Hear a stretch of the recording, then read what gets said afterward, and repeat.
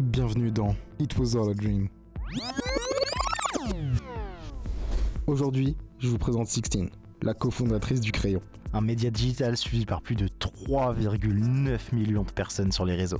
Au fil des ans, ils ont pu interviewer plus d'une centaine de personnalités connues, mais pas que. Ils ont même interviewé le président. D'où elle est partie? A-t-elle atteint ses rêves? Quelles ont été ses difficultés? On va tout découvrir aujourd'hui dans ce premier épisode de It was all a dream. Les amis, c'est officiel, on est dans le premier épisode de It Was All a Dream. On se retrouve à Paris, chez Sixteen. Let's go.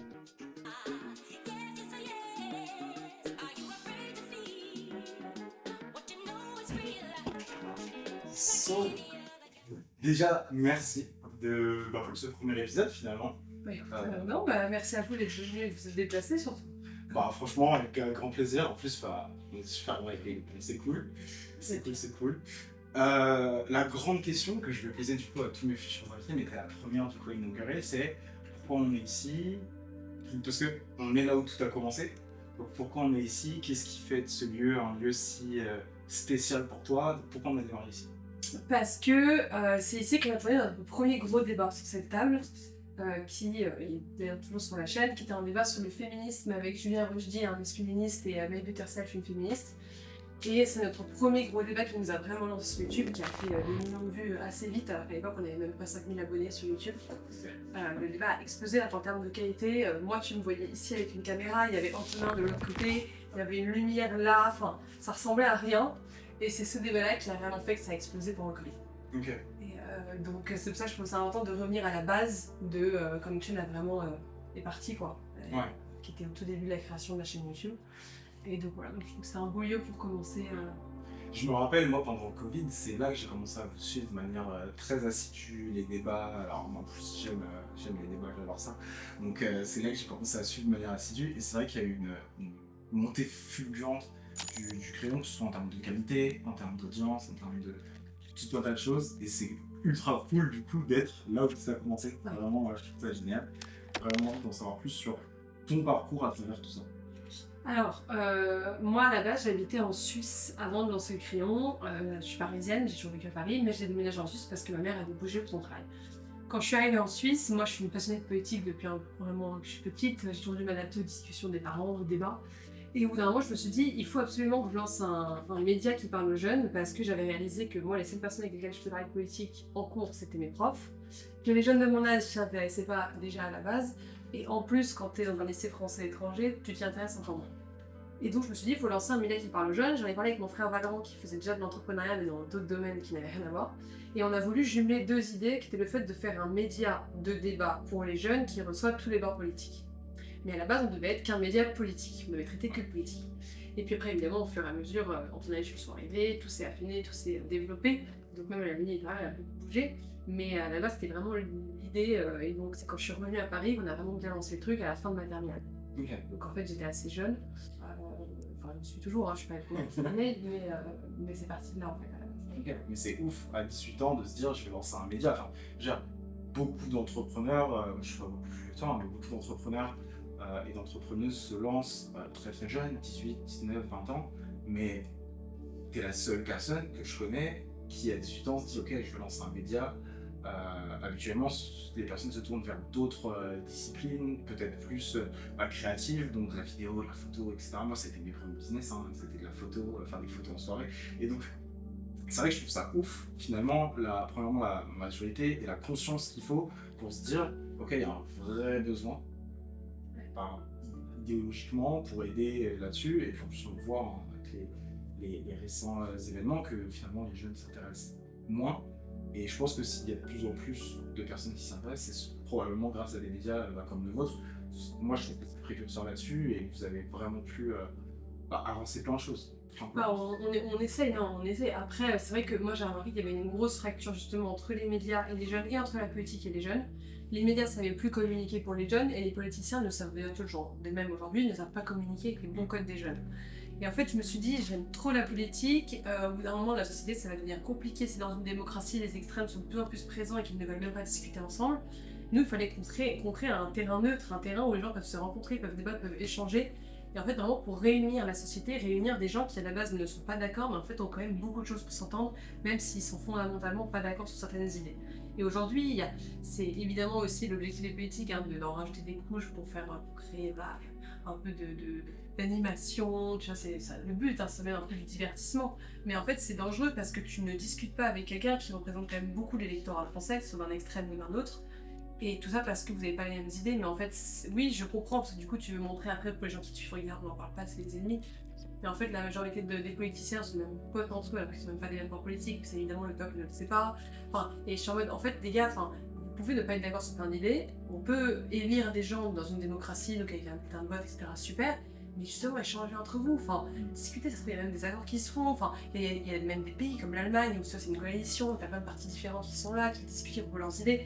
Pourquoi pas en France, tu vois aussi, il y a des gens qui débattent, qui échangent, et on a réalisé qu'en fait aucun média ne le faisait. Donc je vais dire qu'on passe.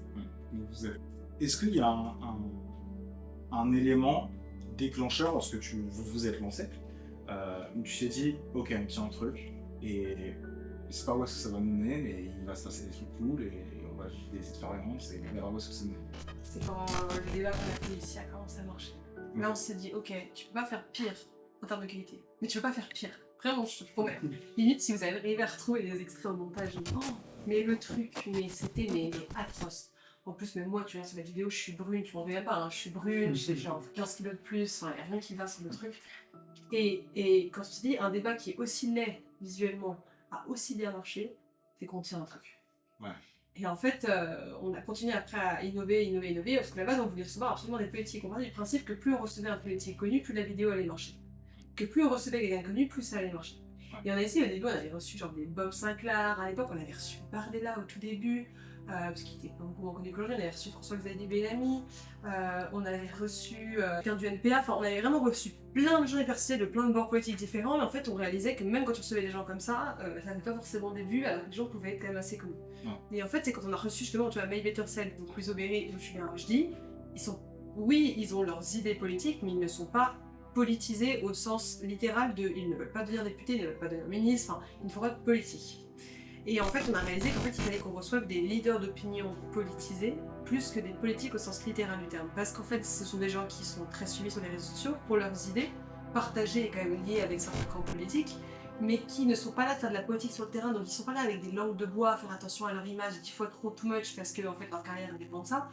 Non, en fait, ils sont là, ils ont évidemment leur carrière qui dépend de ça, ça reste des leaders d'opinion ou des influenceurs, mais ils peuvent te dire les choses comme tu as envie de les entendre. T'as pas entendre un politique qui te sort des mots que la majorité française ne comprenne pas, c'est du dictionnaire, des expressions que personne ne comprend pour faire genre que le mec est stylé. En fait, un jeune, comment tu veux qu'il s'identifie à toi? Alors qu'il est bien, tu t'identifies à eux, tu vois, des Camille Etienne, même des Luc Boyard, même des Georges Jordi très à droite, même des gens que tu pourrais à la base mais ne pas aimer en termes d'idées politiques.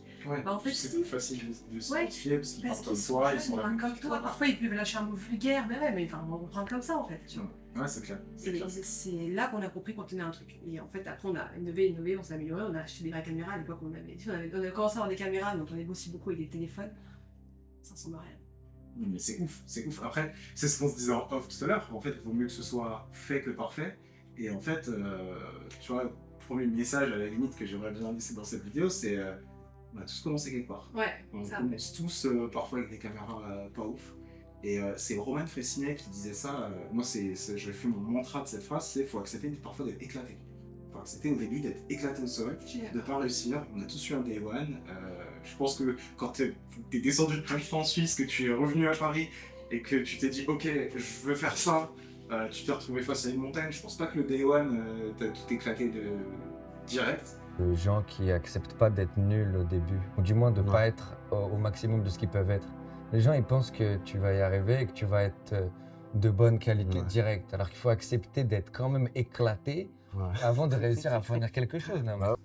Fondamentalement, là, je pense qu'aujourd'hui, les gens se connaissent sur ton Insta, voient les reels et tout, et se disent, bah ouais, en fait, elle a toujours fait ça, machin, donc t'as eu un day one aussi, tu vois. Ouais, clairement, et surtout, moi, je pars du principe, alors, déjà, mieux vaut faire, moi, je préfère la vitesse, donc je préfère faire des trucs, quitte à ce qu'ils ne sont pas parfaits, mais moi, tu le fais. En fait, à la fin, t'as plus de résultats et t'avances plus vite. Nous, on est très dans cette typologie-là de fonctionnement avec les garçons, avec mes associés. Et même d'ailleurs, c'est valable pour les réseaux sociaux. Au début, quand tu te lances sur les réseaux sociaux, tu peux pas être hyper bon en fond et en forme quand tu ne te fais pas accompagner. C'est normal. Et mieux vaut privilégier le fond que la forme.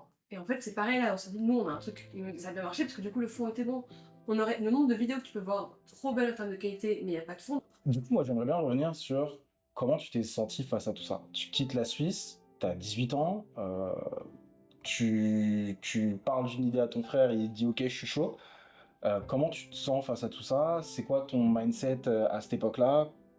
Enfin, dis-moi tout. C'est dans ce genre de moment, quand j'avais 18 ans, que j'ai compris ce que ma mère nous avait toujours beaucoup répété, que le collectif était supérieur à tout. Parce qu'effectivement, alors moi j'arrive à Paris, j'adorais ma vie en Suisse. Moi à la base je suis quelqu'un qui au collège et en primaire avait été pas mal harcelée, critiquée parce que j'avais été en surpoids, sans raison. En fait j'étais rejetée par les gens sans raison spécifique, alors que je n'avais en fait rien fait. Et donc quand je suis arrivée en Suisse, j'ai adoré la Suisse parce que je me suis sentie profondément bien, enfin pour la première fois de ma vie, un endroit où j'avais des amis géniaux, les gens te critiquent pas sur ton physique, t'as des gens qui t'aiment ou qui t'aiment pas, mais t'es pas critiqué ou rejeté pour des choses que t'as vraiment pas faites. Et donc moi je m'étais vraiment sentie bien, je pleurais de rire tous les jours, j'étais hyper proche avec mes profs, j'étais devenue première de classe, enfin vraiment j'étais enfant bien quelque part. Et donc quand le lycée s'est terminé, j'étais hyper triste. J'étais vraiment hyper triste. Je suis rentrée à Paris, il y avait le début du crayon, mais à l'époque, ça ressemblait plus à un projet étudiant qu'autre chose. Donc, je faisais évidemment des études. J'avais commencé à la Sorbonne, j'avais détesté. Vraiment, tu passes dans deux univers hyper différents. Donc, j'avais pas aimé. À l'époque, mon conjoint habitait à Londres, donc en plus, j'étais à distance avec ma première grosse relation d'amour. Donc en plus, quand t'es fou amoureux, à l'époque, t'as pas envie, tu vois, d'habiter à distance. Moi, en plus, j'étais pas du tout confiance en moi. Enfin, donc t'as ton conjoint l'homme que t'aimes, qui habite pas dans la même ville que toi, même le même pays que toi. Tu quittes la ville et l'écosystème que t'aimais le plus et les gens que t'aimais le plus. Tu débarques dans une école que tu détestes à faire une matière que t'aimes pas, tu sais même pas pourquoi tu fais ça. Et le projet qui était le crayon à l'époque ne ressemblait à rien, donc je ne pouvais pas me baser là-dessus. Et en fait, c'est là où j'ai remercié le ciel d'avoir des associés et mon frère dedans, parce que eux, plus matures, permettaient, pendant que moi j'étais en cours, certains avaient déjà fini leurs écoles, il restait que Jules et moi, ils pouvaient avancer plus sur le projet pendant que Jules et moi on terminait nos trucs. On travaillait dessus, mais pas autant qu'à cette époque-là. Et c'est dans ce moment où je me disais, mais en fait, heureusement qu'ils étaient là, parce que si j'avais été solo founder, je n'aurais jamais fondé le projet, et aucun de nous quatre d'ailleurs. Et en fait, c'est un truc que je répète souvent, c'est moi quand je vois beaucoup de solo founders, je leur dis, mais guys, vous êtes trop cons. Pourquoi vous voulez pas vous associer? Enfin, quand t'es vraiment solo founder en mode oui, j'ai trouvé personne, mon projet il avance bien comme ça, j'ai pas de raison, ok. Mais moi j'ai beaucoup de solo founders qui me disent bah non, mais parce que vous êtes associés, ça va pas le faire. Enfin, des raisons vraiment de merde. Souvent c'est soit de l'ego, soit c'est de la peur de perdre du capital de ta boîte. Et moi je suis en mode mais en fait tu préfères avoir 80, 90% ou 100% d'une boîte qui vaut 1 million ou t'en veux 10 d'une boîte qui vaut 100 M en fait. Et t'iras beaucoup plus loin. Et vraiment même plus vite. Enfin, les gens disent que tout seul tu vas plus vite. Alors oui et non, parce qu'en collectif tu peux aller plus vite aussi, ça dépend de la manière dont fonctionnent les gens, mais tu vas tellement plus loin. Et en fait, à cette époque-là, émotionnellement, c'était très dur parce que j'avais tout ça d'un coup. Et heureusement que les autres étaient là parce qu'ils ont pu aider à faire grandir le bébé que j'avais un peu fait naître avec eux. Ils ont pu l'élever en fait, comme si on était des parents qui se relayaient, tu vois.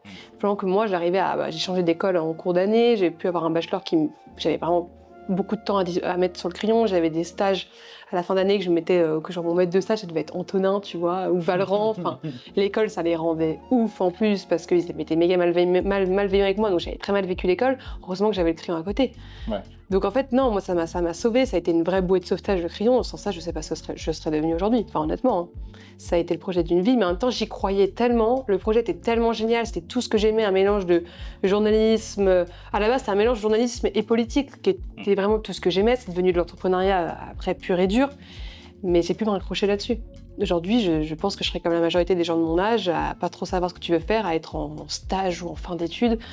Et j'aurais pas la vie que j'ai aujourd'hui. Et j'ai beaucoup moins d'épanouissement surtout. Mais rien à voir. Finalement, pour moi, c'est ça le plus important, outre financièrement ou le lifestyle ou peu importe, c'est que tu serais moins épanoui. Ouais, beaucoup moins épanouie et je saurais pas ce que je vais faire de ma vie, je serais pas indépendante financièrement et je serais pas fière de moi, j'aurais pas confiance en moi, j'aurais pas mûri plus vite, j'aurais pas avancé plus vite, j'aurais pas appris de choses plus vite. J'aurais été une fêtarde qui aurait pensé à faire des soirées ou à parler que de mecs avec ses potes. Aujourd'hui, j'adore parler de ça avec certaines personnes, mais à l'époque, tu parles que de ça quand t'es jeune. Ouais.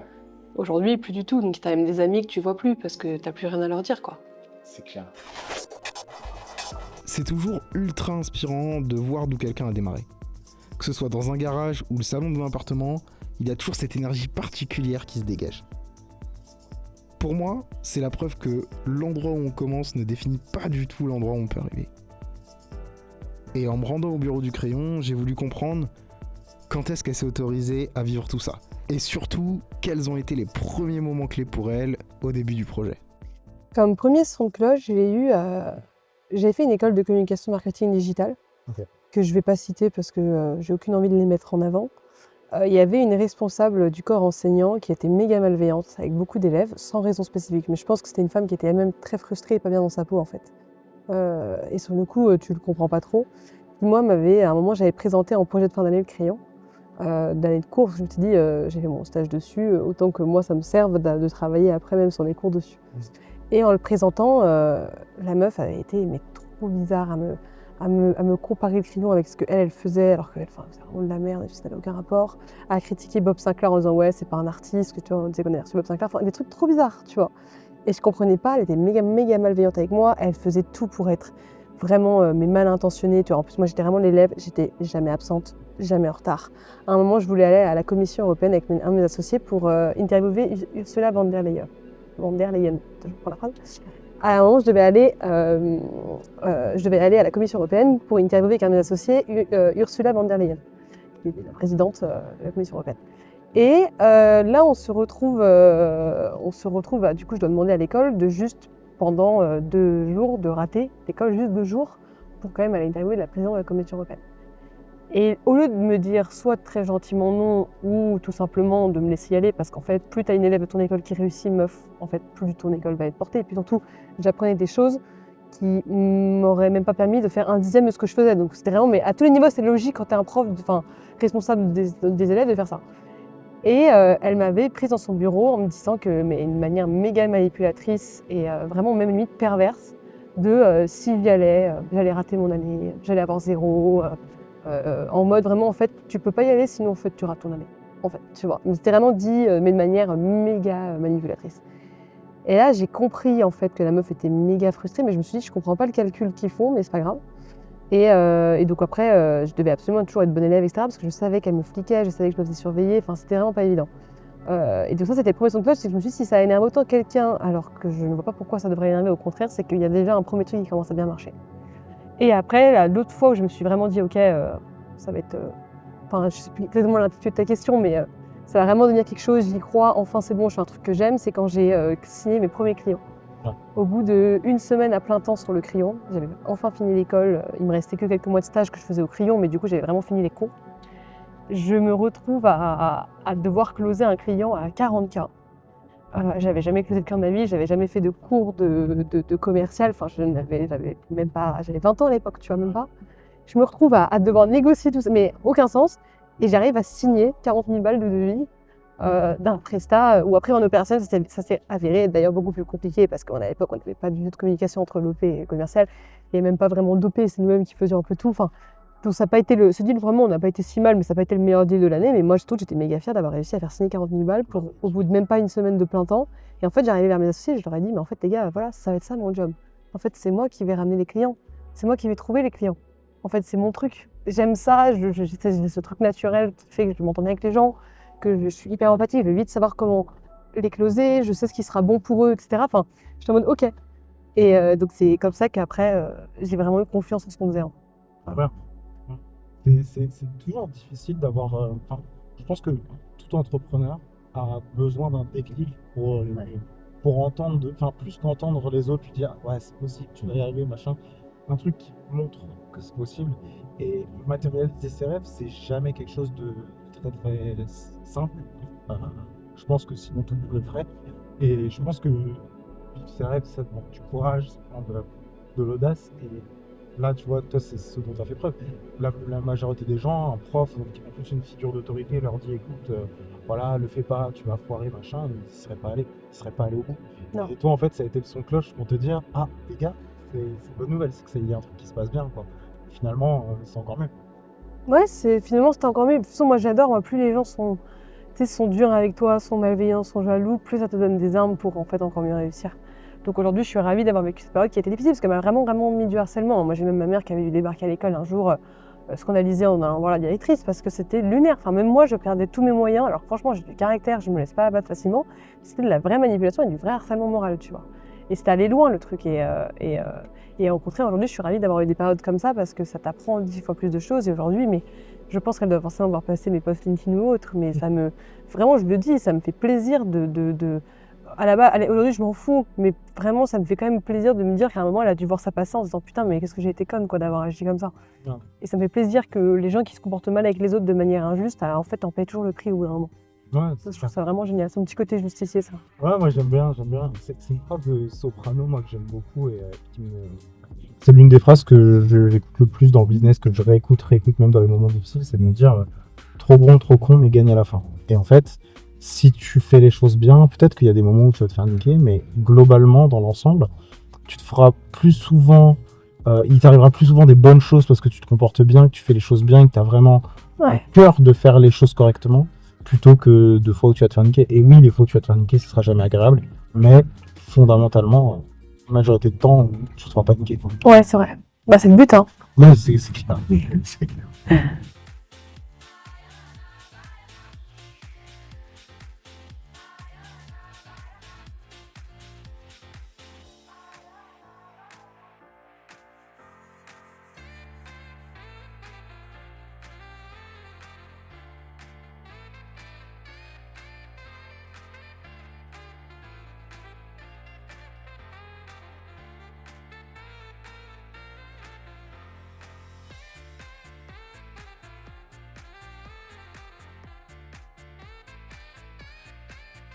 Du coup, là, on est dans les locaux, trop cool, avec le beau logo. le gros logo derrière. La première grande question, du coup, c'est, en vérité, créer une entreprise, un média, tout ce que vous avez créé, ça nécessite énormément de sacrifices et forcément, dans cette aventure, vous devez vivre des choses parfois moins cool que d'autres. J'aimerais qu'on revienne un peu sur les difficultés que tu as pu avoir, toi, personnellement, que vous avez eu déjà en tant que groupe, en tant qu'entreprise, mais aussi toi, personnellement. Alors, en tant que boîte, on n'a jamais eu de difficultés insurmontables. En vrai, parce qu'on partait du principe que même les petites erreurs nous serviraient quand même beaucoup pour apprendre et avancer. Donc, en fait, on n'a jamais eu de trucs professionnels où on s'est dit merde, là, on va arrêter, on va devoir arrêter. Non, ça, honnêtement, jamais. Après, on a toujours quand même beaucoup bossé. On est 4 associés, donc ça nous évite quand même parfois de faire des erreurs. On en fera toujours et on continuera d'en faire, mais ça nous a évité d'en faire des énormes. Donc en vrai, non, à niveau de boîte, pas tellement. Ça nous arrive parfois peut-être de perdre des clients, de rater une opportunité, mais en vrai, comme justement je te disais tout à l'heure, nous on est plus dans la logique de t'avances vite, plutôt que d'être toujours beaucoup trop à trop bien faire les choses.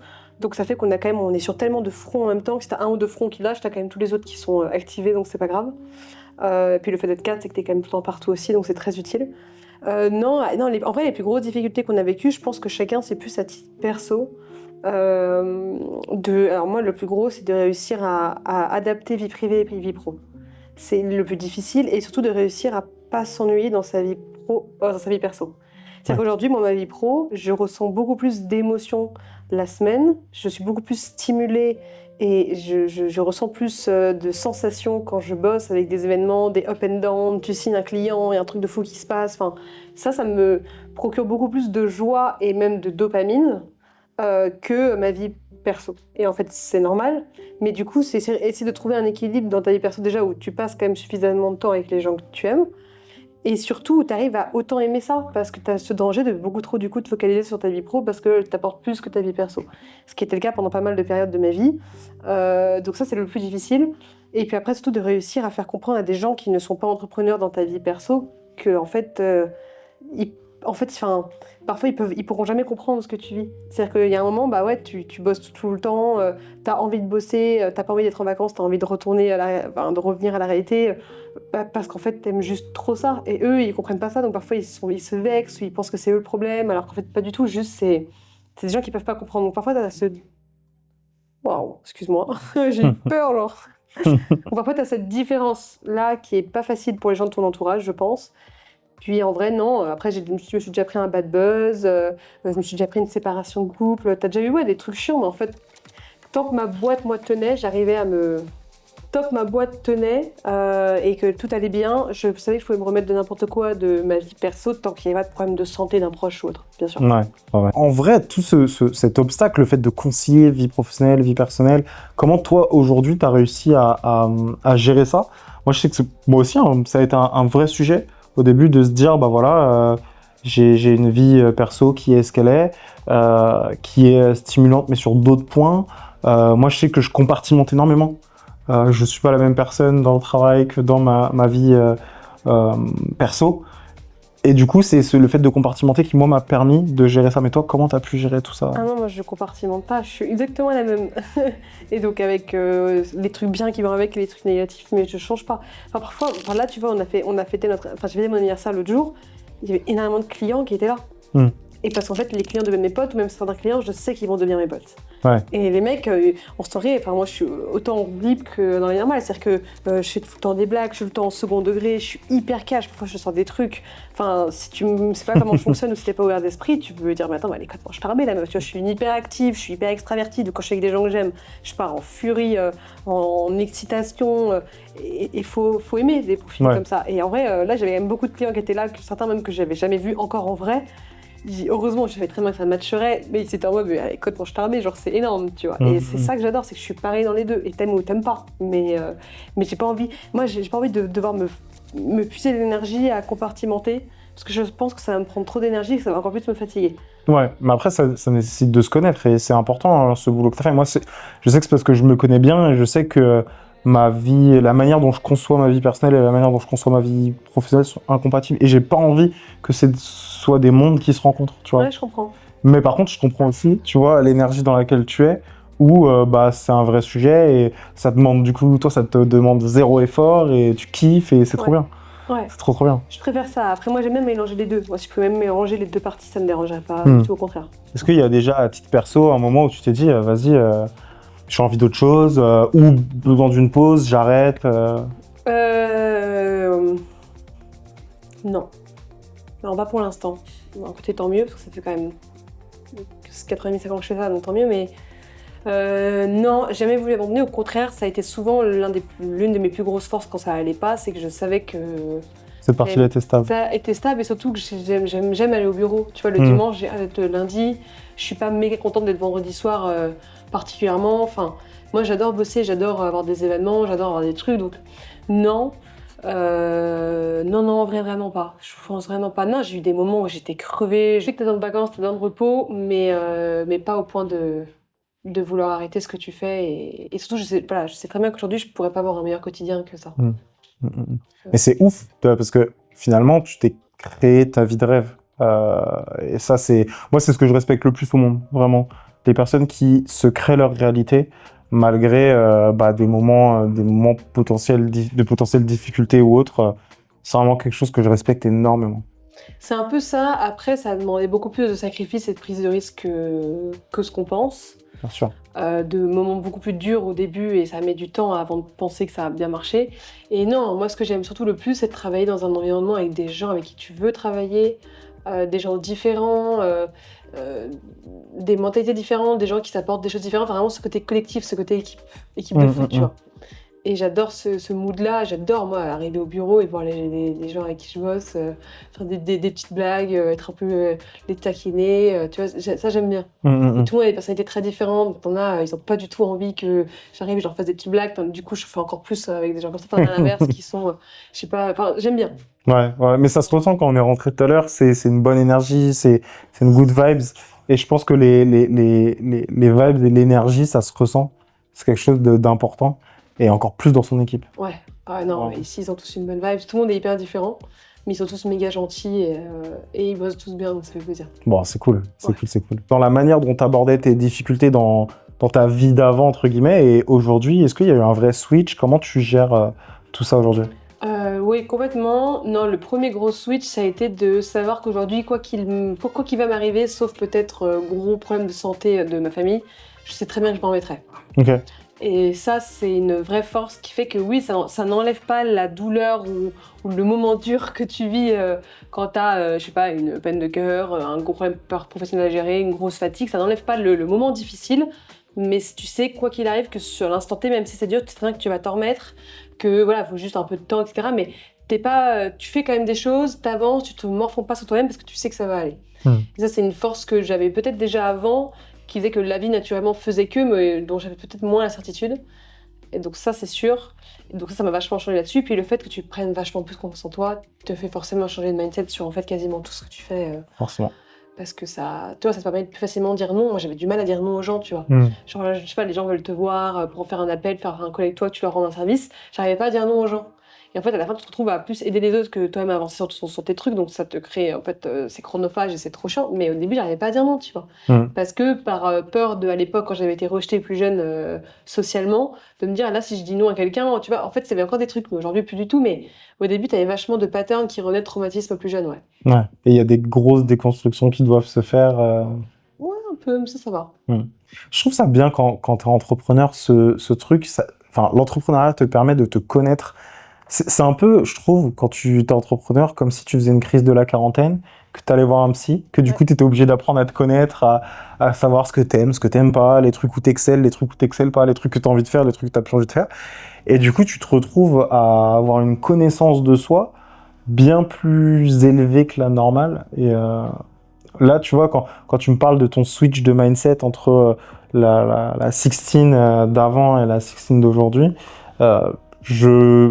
je capte ce truc-là, qui est un pattern pardon, que je retrouve chez beaucoup d'entrepreneurs. Donc c'est marrant. Bah, en même temps, je pense qu'il faut, quand t'es entrepreneur, au bout d'un moment, t'as un truc, t'as un drive qui fait que tu te bats pour ça, et ensuite, ça te fait inévitablement changer, ou en tout cas, changer en bien ou en mal, hein, mais t'as pas le choix, en fait, parce que tu dois aller Enfin, c'est comme quand tu fais du sport. Au bout d'un moment, il y a une phase où, si t'as pas quelqu'un qui est à côté en train de te gueuler dessus en mode vas-y fais-le, t'auras du mal à aller encore à l'étape du dessus. Et quand t'as un coach sportif ou un prof qui te gueule dessus, tu vas à cette étape du dessus. Tu arrives à te surpasser. Et en fait, l'entrepreneuriat, t'as pas le choix de te surpasser sans avoir quelqu'un qui te gueule forcément dessus. Donc inévitablement, tu changes. Après, t'en as qui changent bien ou moins bien.